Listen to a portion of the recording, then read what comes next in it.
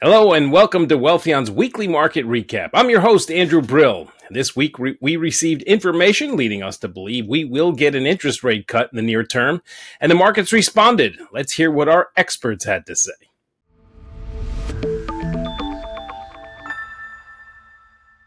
Joe McCann, the founder of Asymmetric, joined Anthony Scaramucci on Speak Up this week.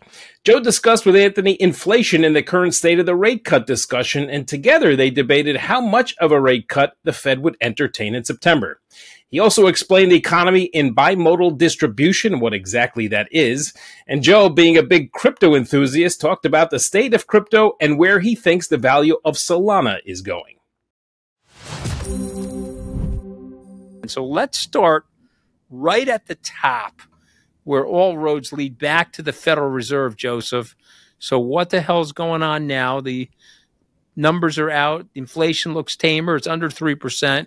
What do you think happens? Yeah, look, I mean, if you've read any of our market updates that we put out every month, they're free. Subscribe.asymmetric.financial. You can read it. You can just check the receipts. We've been pretty much dead on with macro since we launched the fund in June of 2022. Our view has been for quite some time that the tightening policy was done earlier this year, I should say, and we actually have a view that the Fed should have cut in July, and we see that price recently in the futures markets that they're looking at 50 bips. JP Morgan, who tends to, as you know, Anthony, they don't speak out of turn. They are also clamoring for 50 bips. Our view is that inflation has come down significantly, and there's greater risk to the employment picture, which is the Fed's dual mandate. And so our view really is, at Jackson Hole, which I'll be at next week with you, speaking at the blockchain symposium. Looking forward to that. Like, our view is that they're going to, Jerome Powell's going to come out and more or less telegraph cuts in September. But also potentially QT, right? If you look at what's happened in the reverse repo, we're down around $300 billion. That liquidity is coming out of reverse repo, going back into banks. And you've also got cash at all-time highs in money market funds.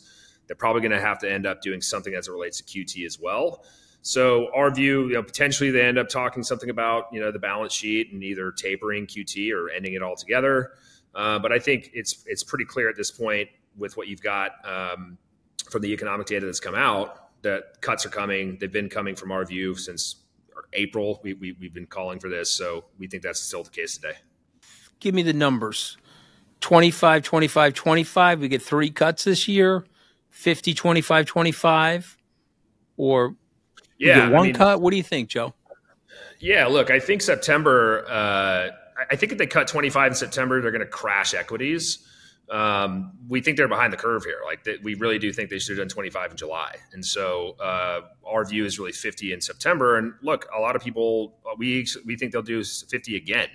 And the reason is people tend to look at this and go, that would be crazy. It's like, well, dude, they hiked 75 and 75 back to back, right? So there's no reason that they couldn't actually do a maintenance cut twice in a row and then start, doing the kind of quarter the 25 bips cuts consistently going forward until they reach sort of a normalized rate. We think that's close to 3%. So there's a lot of room for them to cut. And let's be clear, real rates, if you look at median inflation right now, it's about 1.7%. Top end of the corridor is 5.5. You're talking real rates over 3%. Even if you take current, headline inflation, it's still over 2%. Historically, real rates are around 1 to sub 1%. They've got room to cut, and they've got the reasons to do it. Do they do 50 and 50? Potentially. We think that's a real good shot. 25 is all day long, easy. Forget about the Fed for a second. I want the Joe McCann view of the economy, right? I look at the data. I see a mixed bag. There's a lot of things about the economy I like. I do see some softening. Of course, if I'm the man on the street, I'm not in love with the inflation, and I'm not in love with the creeping costs that are eating up my disposable income. So tell me what Joe McCann thinks of the economy. Yeah, I mean, look, we recently wrote about this in our last update. I think part of the issue with the economy as it relates to the Fed is they tend to look at things on the average. And on the average, things seem okay, but that's a normal distribution of outcomes. And in reality, and certainly in practice right now, if you look at the data to support this, it's actually what's called a bimodal distribution, right? And so on the left mode of the distribution, bimodal is basically 2 humps, right? on the left mode of the distribution, let's just take a look at dining out. Okay, so on the right mode of the distribution, these are people that are doing well. Folks that have got cash and money market funds. They're generating great interest income from that on a real basis. Dining out, all-time highs. McDonald's struggling. Why? Because you have a bimodal distribution of how the actual economy is functioning right now. And the folks that are, I would say, more budget conscious consumers at restaurants, as an example, are struggling to meet the prices that McDonald's has, even with McDonald's dropping prices. Yet on the flip side, you've got folks that are eating out at all-time highs. And so our view of the economy really is that the average is not actually the appropriate way to frame what's happening in the economy. It's a bimodal distribution. So that left mode is the part where people are really struggling, and the right mode, people are doing great. And I think that that's to your point where, some folks feel like things are just fine, and you can always cherry pick data to fit your narrative, but it's really the case. There's these bimodal distributions throughout the economy. And in fact, we saw this even in 2023 of last year when you had the regional bank crisis. So there was a bimodal distribution there, right? The Federal Reserve kept saying, oh, the bank's balance sheets, the deposits are great, et cetera, et cetera. Well, yeah, on the average, because you've got JP Morgan and Bank of America with these enormous deposits, but then the regional banks, they weren't as strong. And I think that that's what you ended up seeing in the outcome of those regional banks is another form of the bimodal distribution of how the economy is actually functioning. Let's talk about the state of crypto for a second. And again, two schools of thought there. Some people are very happy. This time last year, Bitcoin was at 30,000. Now it's roughly 60. So there's a school of thought that's very happy. There's another school of thought saying, whoa, we've had great news in crypto. Hit the all-time high of 73. We've had a halving. We've got 11 Bitcoin ETFs now have an ETF for several ETFs for Ethereum. But why is Bitcoin stagnant? So what's your school of thought? Are you happy, or are you where are you? I mean, my LPs are happy. I can assure you of that. So look, I tend to say Asymmetric is a macro shop dressed up in crypto clothing, right? We use global macro to really inform our view more broadly, and we use crypto as the ultimate expression of that. And so, why isn't Bitcoin at new all-time highs now after the halving? Because there's more sellers than there are buyers up near the highs. Like, it's pretty simple, right? But our view is, I don't want to say it's simple, but it has a lot to do with global liquidity and the global liquidity cycle.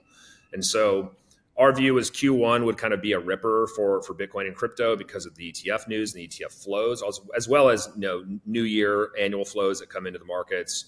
Q2 historically is the roughest quarter. It's actually the only quarter of the year historically that's negative for Bitcoin. Turned out to be the same case this past Q2. Q3, our view has been that over the summer, that's when global liquidity injections and collateral ratios start to tick up, such that you're going to have more liquidity entering the market. In Q4, of course, we've got an election, but we do see that uncertainty largely being contained, irrespective of the outcome. And so if you look at where we are in the global liquidity cycle right now, we're nowhere near a peak. And in fact, even as of, we sit here on Wednesday, August 14th, last night, the, PBOC injected an enormous amount of money into China. That country is struggling economically, and they are also going to be launching a stimulus package in September. So if you couple, say, coordinated central bank rate cuts, you've got Bank of Canada cutting, you've got ECB cutting, you've got 90 bips price for ECB for the rest of the year, and you see what's being priced for the Fed, coupled with what's happening in China as it relates to liquidity injections, as well as the stimulus package. It's hard for us to see a scenario where this liquidity doesn't flow further out the risk curve. And so our view has really been, as the global liquidity uptick happens over the summer, which is candidly happening right now, that will ultimately inflate risk assets, and crypto will benefit from that. I ran into you in San Francisco. I don't know if you remember this. Oh, I remember. Encounter. But the good news about the encounter is we were drinking Clase Azul tequila together. See that? So that was something I remember quite vividly. And of course, we were there. I was meeting with the SUI guy. We got into a discussion about Solana. I don't know if you remember this, but we were at the bar. And my old friend, Sam Bankman-Fried, who's now spending 25 years in jail. And yes, people get mad at me when I bring him up, but I don't care because he was a very smart guy. He said that the fastest blockchain is going to win, and the fastest blockchain will end up being the most valuable blockchain. He thought Solana was that blockchain. Do you think it's that blockchain? And if you do you think he's right in his theory and suggestion? Yeah, look, I think we can separate the criminal from the intelligence of Sam, if we can be intellectually honest. And I agree, and this has been my view since 2019. And part of the reason is, when I started to study Solana as a technology, I had just seen this movie before. And if you look at, like, say, BlackBerry, it was technically the first kind of smartphone, right? And it dominated. Research in Motion had 80-90% of the smartphone market. Seemed to be a home run of a company from here on out. The problem was the approach that they took was taking, a desktop style computer and jamming it into a phone, as opposed to thinking about a phone from a first principles perspective, which is what Apple did. It's a flat piece of glass, right? The way that you interact with this particular device with the internet is fundamentally different than when you're sitting at a desktop computer. That is effectively Ethereum versus Solana. And so Ethereum, hats off to them. They, kind of created smart contract programming, a new leap in computer science, a new type of compute. But it was a fork of Bitcoin. And so they took Bitcoin, they copy and pasted it, made some changes. And unfortunately, that technical design is what we call a single threaded design, right? So everything has to happen in a very serial fashion. That's not how modern compute works today, right? So as we sit here on this call today, you've probably got another browser tab open, maybe you've got Excel open, maybe you've got your email client open. You can run multiple applications on your machine because you can run things in parallel using parallel processing. That is Solana. Solana is a blockchain that enables parallel processing, which is consistent with the pattern of compute for the past number of decades. And so to me, it stood out as like, well, this is so obvious. Not only is it utilizing the patterns of modern compute, which is parallel processing, but also it is dirt cheap. Right. And so a lot of folks in crypto have brought a lot of the kind of, I would say, traditional financial business models and said, well, if you're going to run an Ethereum node, you need to spend this much money in electricity, and then you have to generate this much in income. And then there's your discounted cash flow, and et cetera, et cetera. And I'm like, this is a network. And in fact, TCP, IP, SMTP, these things that the internet is built on, HTTP, et cetera, these are just protocols. No one makes money off the protocols. No one's valuing HTTP, because it's all the applications that are built on top of it, right? And so Solana, it being so cheap and fast, will enable use cases that are literally impossible on Ethereum in its current state, I should say, right? They break through some new leap in computer science again and figure out the scaling issue. But fundamentally, the technical architecture of Ethereum is disabling them from doing things like the applications that exist on Solana. And so, yeah, it's still my view that Solana is the fastest horse. And then if you look at it from a trading perspective, look, I'm a technologist and a trader, right? So I look at the trading perspective and I go, what's the relative value trade here? Long, Sol, short ETH. It's up 35% year to date, right? And this is in a year when Ethereum had spot ETFs approved, right? And so I look at the relative value of Solana versus Ethereum. I look at the fundamental challenges associated with Ethereum versus Solana. And it's really hard for me to make a case that I should be actually overweight Ethereum versus Solana. Yeah, I think you're going to be right about that too, Joe. You got a good gut instinct about this stuff. So, are you and I just lucky, Joe, or are we smart? Tell me what you think. I mean, that's just what I say at Asymmetric, is that we just keep getting lucky over and over and over and over again, right? I say that in jest, but look, this is not some overnight success, right? Like, I've been in tech and finance for 24 years. This is what I do. I live, breathe, and eat this stuff. I'm a software developer as well as a trader. And so, yeah, is luck involved? Absolutely. No doubt about it. But I do think that a lot of what we synthesize at Asymmetric that informs our views is not just, kind of rehashing the same narratives or buying into the same approaches that I think other folks in the space have taken. And, to be frank, people were stomping on our throats when Solana was trading $8, and I was shoving all in because I still had the same level of conviction as the fundamentals of that particular blockchain. we're just getting beat up by, obviously it's a tightening cycle from the Fed, but also, post FTX, all these kind of calamitous events that were affecting the price. So I do think that luck is absolutely involved, but you need to have an informed view and a prepared mind to be able to capitalize on those opportunities so that you're not, paralyzed when you're seeing Solana down, 94% from its all-time high. Peter Boockvar of Bleakley Financial referenced our uneven and mixed economy and how the inflationary impact is affecting the lower and middle income families. He also explained how there is a recession happening in different segments. In his most recent book report, Peter talks about the softening of the travel industry and mortgage refinances being on the rise. With last Monday, the market going bonkers in the wrong direction, and then this week, or I guess for the rest of the week, it started to pick up. What's your take right now on the economy? Well, on the economy, I think it's very much an uneven, mixed economy with some pros and some cons. I do think, though, and something that I've thought for the last couple of years, that this higher rate environment, which is less high but still higher than the 15 years pre-2022, is still having sort of a death by 1,000 cuts impact on the global economy, in addition to the cumulative rise in inflation over the last couple of years, which is draining the savings of lower to middle income consumers. So I think there are a lot of sort of arrows pointing in many different directions in the economy. I think bringing it all together, just based on all the earnings that I've gone through over the past month, and we'll see some more over the next couple of weeks in terms of retail, that it just feels like an economy growing 1 to 1.5%. And I know the estimates for Q2 are around the 2-ish% level. Atlanta Fed, even though it's still very early in the quarter, only halfway done, is closer to 3%. But just it doesn't feel like that. And I think a lot of the government spending is distorting the overall picture in terms of its outsized influence on the GDP calculation.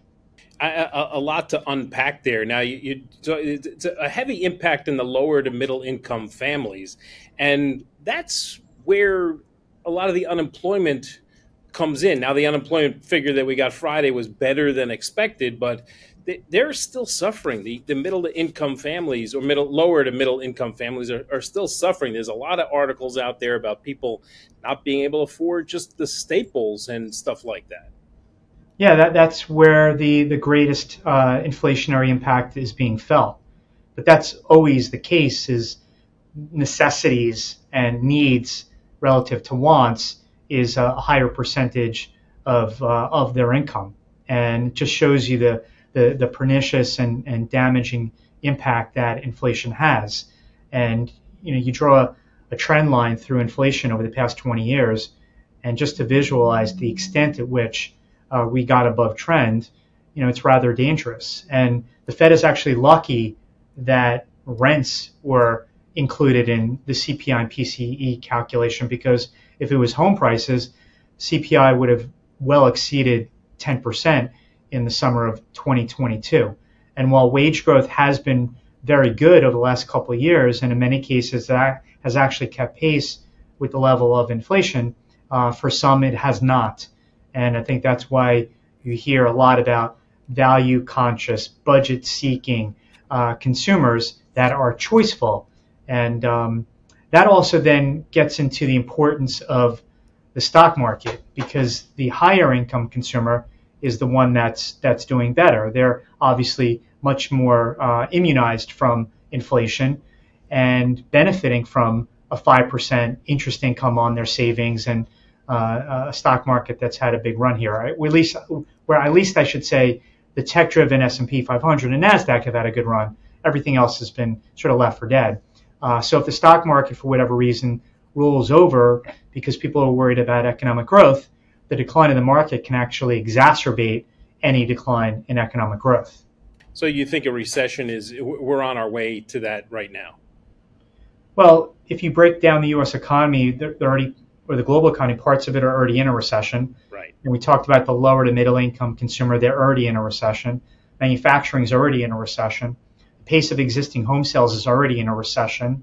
And then, of course, that they're offsets. The only areas of growth in the economy that I'm seeing is higher income spending, government, anything benefiting from government spending, particularly healthcare, which is a huge beneficiary of government spending, and other industrial manufacturing type facility builds, and all the capex that's going into AI.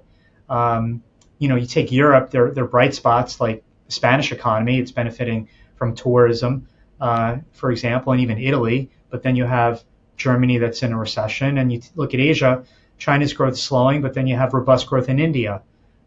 So a lot of pushes and pulls here. You talked about those other countries. I had read that travel is up, and you had written about that travel is still somewhat robust. And is that because the dollar is a little bit stronger? Well, yeah, travel has been, I should add that, travel has been a healthy area of the economy, the global economy. But there are now some signs that travel is showing some signs of softening. Airbnb talked about that, Expedia talked about that, Marriott, Hilton. It's only on the edges, and it's still a good area of growth. But it's a variety of things. I mean, look at the cruise line business. They're benefiting tremendously from, number one, baby boomers that are benefiting from high stock prices and nice interest income on their savings, and the desire to travel in a low-cost way. And then on the flip side, you have young people that are able to travel in a low-cost way. International travel, sort of post-COVID, is still generating a lot of interest. So it's, like I said, softening around the edges, but still a pretty good, healthy part of the global economy. And just look at TSA numbers in the U.S.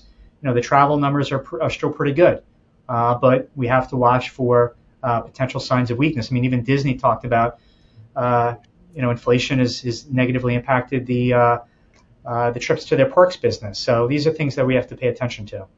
But refis are up. So mortgage rates haven't come down really, but refinances have gone up. Is that because people bought at such a higher rate that they're now starting to refinance as it comes down slightly? Yeah, but that's a small sliver. I mean, 90% of the mortgages out there have a mortgage rate below 6%.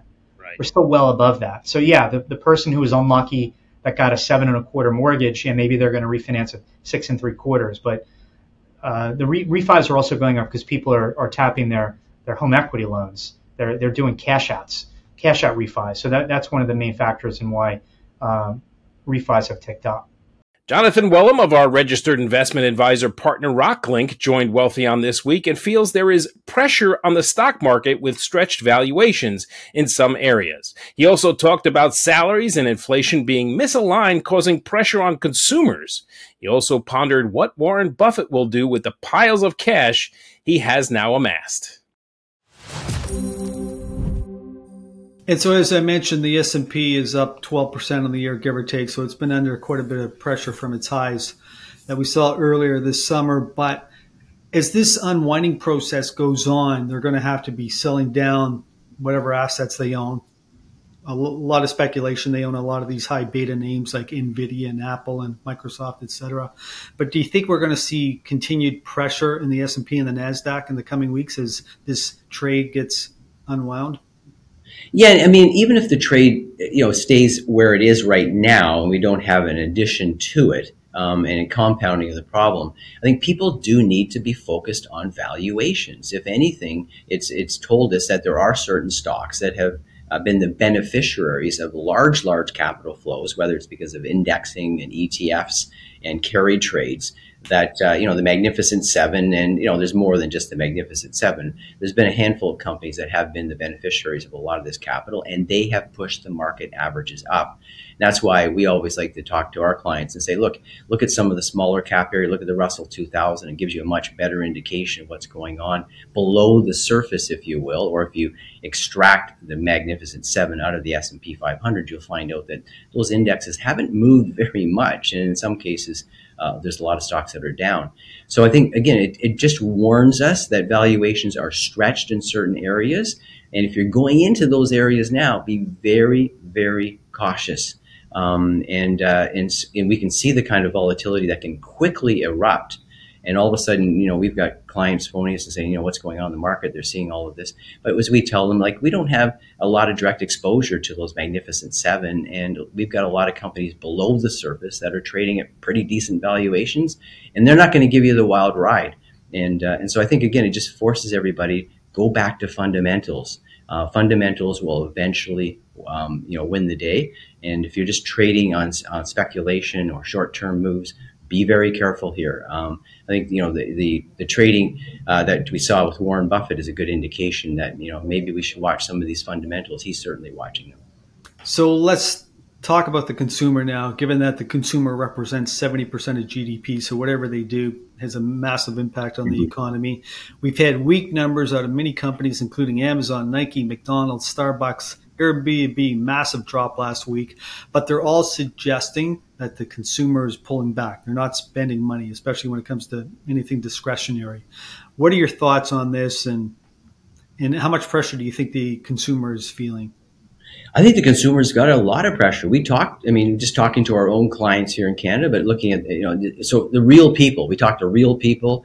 You talk about the pressure that they're experiencing, and then you look at the numbers on the companies, and it all reinforces one thing, that you can't double interest rates. In fact, more than double interest rates. You can't have 25, 30, 40, 50% inflation on all, core food items. You can't put the gas prices up. Insurance costs. It's just shocking how much insurance costs have gone up for virtually everything, your homes, for your autos, and so forth. And wages have not kept pace for most people. And so they're feeling the pinch. The money that the government's handed out during COVID is long gone. And if you look at the credit card companies and the indebtedness, people are now adding to their credit balances. So there's no question that the average consumer is under pressure, and that's going to be felt in businesses that are discretionary. The Airbnb one's very interesting because that's really a highly discretionary area where it's very quick. You just don't go anywhere. You're not going to rent a home. But again, we've Amazon. Amazon is probably one of the lowest cost places you can go and do some shopping. But they're also seeing those trends, and that's they're a massive barometer, if you will, of the broader consumer. And when they're saying things are a little tight for consumers, and they're seeing people seeing those shifts in the spending patterns, you got to listen. Though that's probably the much better barometer than any of the government data that you're receiving. So as we mentioned earlier, you're a big follower of Warren Buffett and his style of investing, and he's been raising cash in the last few weeks. He sold down positions in Bank of America and also Apple. He's now sitting on a record amount of capital, $277 billion, which is kind of mind-blowing. But what are your takeaways from this? And I know you can't really speak for him, but what do you think he's seeing? What's he concerned about?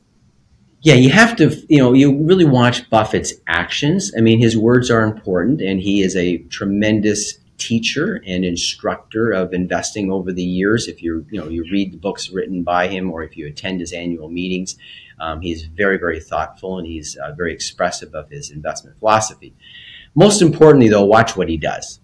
And because often he'll be saying one thing and he might be doing something a little bit different, especially in the short run while he's positioning himself, because he didn't become one of the wealthiest men in the world and create a company that's worth almost $1 trillion by investing without being incredibly shrewd.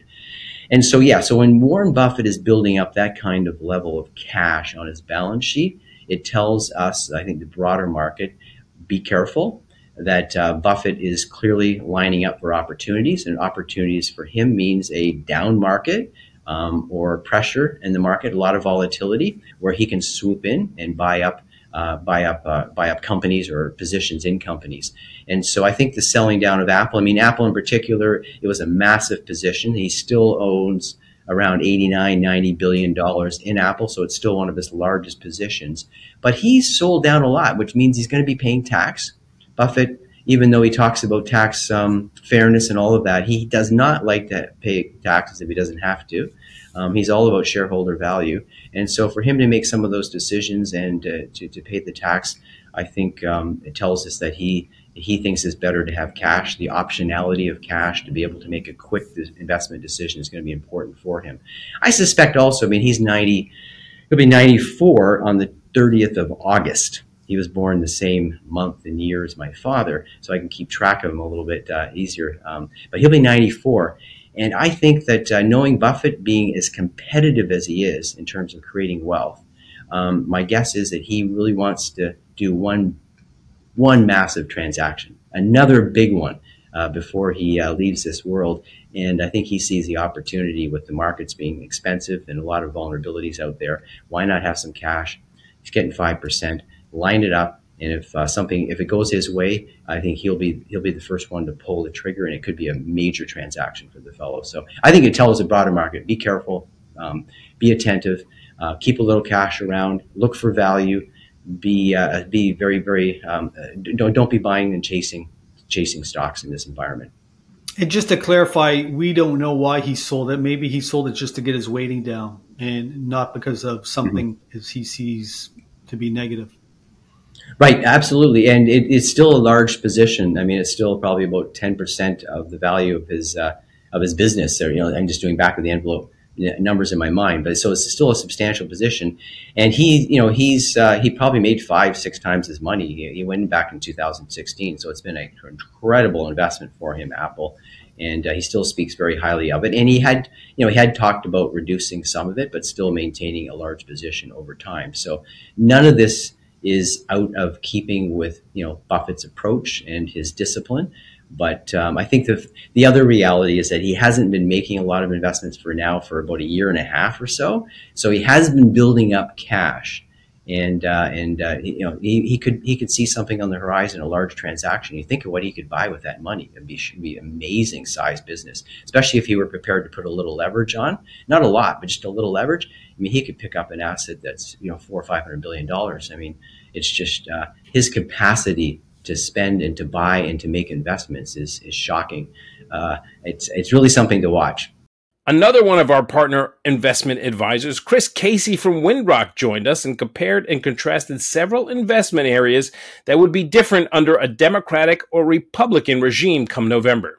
Some of those are real estate and cryptocurrencies. He did, however, feel the debt would continue to go up under either presidency. Let's get into real estate a little bit. And obviously, interest rates play a little bit of a role in real estate. And everybody's saying, talking about mortgage rates, under which president-elect, if you will, would real estate be a bigger factor? Obviously, real estate prices are high right now. Real estate mortgage rates are coming down, but they're still at a higher rate. Under which president would real estate do better? Well, I think there's no question to be under Trump. Now, real estate has always been probably the best, most tax efficient investment class out there. It's always been that way, right? It's a great place to make some money. Now, after Trump first came to office and we had his initial tax cut, which established opportunity zones, which allowed you to defer capital gains from numerous sources, which allowed you to increase the bases of those investments, which allowed you to effectively have untaxed capital gains on real estate or businesses in opportunity zones. That was highly beneficial to real estate. The other factor I think people should consider is that I would argue under a Harris presidency, I think we would continue to see this rotation of businesses and employers from so-called blue states to red states. I think the inner cities and offices would continue to be negatively impacted as they have over the last several years. So I think it's a clear winner on real estate. Trump is the better candidate, and it's no surprise that's where he made his money, right? So that's where he's helping out. The deficit, Chris. We obviously both of these candidates are going to spend money. And, I remember, I think it was back to President Clinton when the actual deficit came down. And right now we're in a bad way. And, bonds are in a precarious position. Treasury bills have to be sold to cover the debt. How do where does that go under each candidate, and how do we get this under control? Yeah, it's a bit of a I know it's commonly cited that Clinton had so-called budget surplus back during his tenure, but it's actually incorrect. It's really an accounting gimmick because the debt, as long as the debt increases, by definition, you have a deficit. So we really haven't had a budget surplus since Andrew Jackson, right? That's how long it's been. We've come close. We've had some pretty good fiscal responsibility under certain presidencies. I don't think we're going to get any kind of fiscal responsibility with either candidate once they become president here. And that's not necessarily their fault. I mean, it is in large measure, but I think it's going to be very difficult, politically impossible for them to really address the deficit, which requires a massive reduction in spending. And frankly, it shouldn't be that difficult, right? If you go back to spending levels of 2019, right? That's not long ago at all, right? You're pretty close to having not only a balanced budget, but a surplus where you can start paying down debt. Under Trump, I think it's more likely maybe certain debt is restructured. I'm a little shocked he didn't do it the first time. I'm not sure why the United States doesn't offer a 50-year bond or a 100-year bond. If Argentina can get away with it, there's no reason the United States of America cannot get away with it. But again, with either candidate, I think spending will be out of control. And there's very little they can do about it. I think that will continue. Cryptocurrency. And I know here on Wealthion, we talk about cryptocurrency a bunch. And I know that it's something that's in the crosshairs and something the Democrats have said, this is not a good idea, but something the Republicans say that this is a good idea. Maybe the Democrats are softening a little bit, but cryptocurrency seems with a Trump win to be something that could be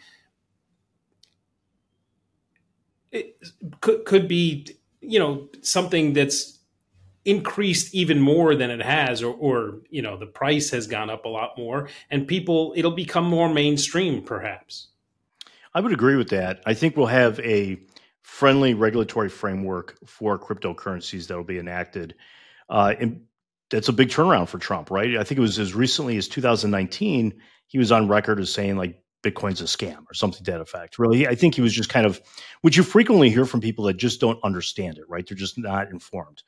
Well, I heard Vivek give an interview and he talked to Trump quite a bit about cryptocurrencies in general. And then last month, Trump was at a Bitcoin, I believe it was in Tennessee, conference. And he said he wants America to be, he frequently does this with different interest groups, but America would be a, superpower as relates to mining. We would be the place to go for cryptocurrencies. So I do think you're going to see a very beneficial regulatory framework come out, which could increase the value of cryptocurrencies across the board. Former President Trump has said he wants a say in the Federal Reserve and interest rates. Do you agree with that? Do you think that that's something that should happen, or is that a checks and balances thing where, that should be a separate thing, just like the three branches of government are separate? This is kind of a pet peeve of mine because I know what you're talking about, which recently happened. And if you look at a headline, I just saw one this morning. It said something to the effect of Trump wants control of the Federal Reserve. Economists say it's a bad idea. It was something along those lines, right? Right. And here's a pet peeve of mine about journalism. I'm just digress for a minute. But first of all, journalism, everyone says it's biased, and obviously it is. I mean, look at like Stephen Colbert, last night or whenever that happened, people laughing at his comment that CNN was, reported the news.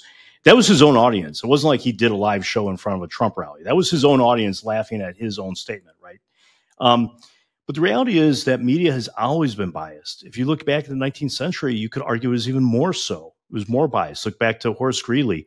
I'm finishing a book right now, a biography on Salmon Chase, who was the former Chief Justice of the Supreme Court, Secretary of Treasury under Lincoln, Ohio governor, etc. He spent his whole life in politics, right? And when he was running for office in Ohio, this is not unique to him, but back then, we're talking, antebellum times, this is maybe 15 years before Civil War, 1845, it was not uncommon where the candidates, and this is part of their strategy for everybody, would find a failing newspaper, they would inject it with funds, and they'd insert their own editor. Like this was like just a common practice, and it was just considered okay. So the media has always been biased. That's not really what bothers me. What bothers me is that journalism is so bad nowadays, right? So for instance, this particular situation, they're talking about Trump So I just want to know, what did he actually say? And it's difficult to even find the exact quote. And you may find one sentence, but I'd prefer to have it in a paragraph, right? So there's some context to it. And I believe the quote was something to the extent of, he wanted input. He thought he had a different perspective or a better perspective than maybe some members of the board, Federal Reserve Board. I don't find a problem with that. I mean, we have Nixon on tape in 1972 berating Arthur Miller on the Federal Reserve Chair on cutting rates for that year going into the election. It's rumored that Nixon actually put, not just rumored, it's pretty well confirmed, put the Federal Reserve Chairman against a wall, right, at that time period. So this has been going on. And frankly, I would interpret Trump's comment to mean he's going to talk to the Federal Reserve Chair. He'll talk to Powell, like he'll have him for lunch. And that happens with every president, right? They meet with him on a fairly regular basis. That's not unheard of. And if I could just digress for one more minute, I don't know who is the PR firm for the Federal Reserve, but I need to get in contact with them because they're fantastic, right? So the Federal Reserve, there's this myth that, they're fighting inflation. Well, in truth, they're the only one that causes inflation. There's the myth that they're, stabilizing the economy. Well, in fact, they're the only ones that really cause recession. There's a myth that they're independent. I do think it's a myth. And it's because they have a dual mandate. It's actually a triple mandate, but that mandate doesn't require them to backstop, every treasury that's issued if a buyer is not there, right? There's no reason to do that except for political reasons. And so I do think that they've always been political. It's always been the situation. Ron Paul said it years ago. It's a pretty unique animal to call it independent when you have everyone appointed by the president, et cetera. So I don't really see a problem with that. That particular quote, in fact, I see nothing wrong with. But as far as increased presidential, let's call it authority or influence on the Federal Reserve, which would take an act of Congress, I don't necessarily see a problem with that either, because then we know exactly who's to blame, right? Then we have culpability. Things go wrong. You can't just right now, you just be like, I don't know what's going on. The Federal Reserve is at fault, right? They didn't cut rates, or they did cut rates, what have you. But if we had greater input from the executive branch, we would know that they're the ones responsible. Thank you for watching this week's recap. Don't forget to head over to Wealthion.com and hit the Find an Advisor button for a free, no-obligation portfolio review. And please follow us on social media for the latest news and information to help you invest wisely. If you haven't done so already, please make sure to like and subscribe to our channel. And don't forget to turn on notifications to the channel so that you never miss a video. Thanks again for watching. If you like this content and are looking for more ways to keep growing your wealth, watch this video next. Until next time, stay informed, be empowered, and may your investments flourish.